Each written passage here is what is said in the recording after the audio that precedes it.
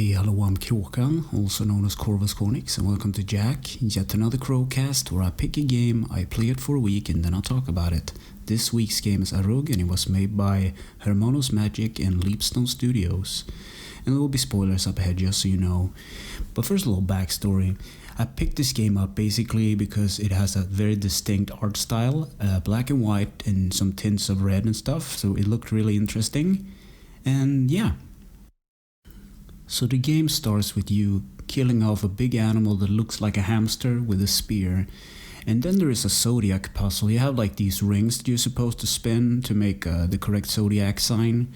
And then you guide a man through the rain and he's coughing. And you kind of click. So this is kind of this weird kind of philosophy, kind of very artsy game.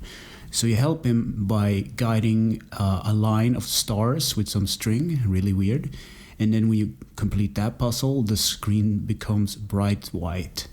And you see a mountain, and you start to click away at the clouds and the bushes and whatnot. And the mountain is the only thing that's left, so you click on the mountain. And then you're in a dark room trying to light some candles. And a bunch of figures appear, because now you're dead currently, so there are a bunch of people mourning your death. So they're standing in front of this coffin. You crumble away. Really weird. That's at least what my note says.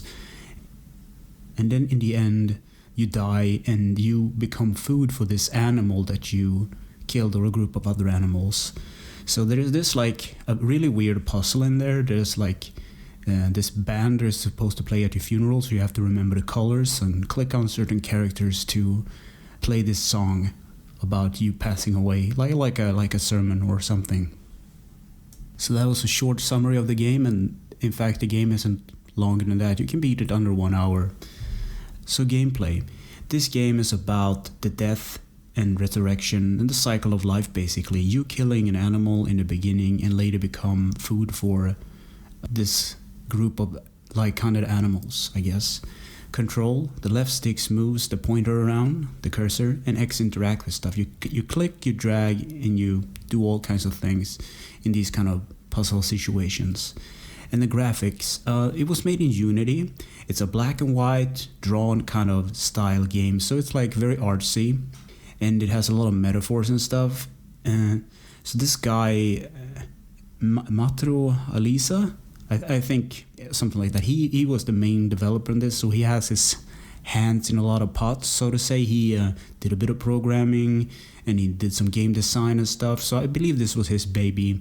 The only thing he didn't do was the music. So Sound of Music. It's a very ambient soundtrack, and I couldn't find a soundtrack when I was looking for like a reference. The only music that exists are from gameplay, and the trailer has some music.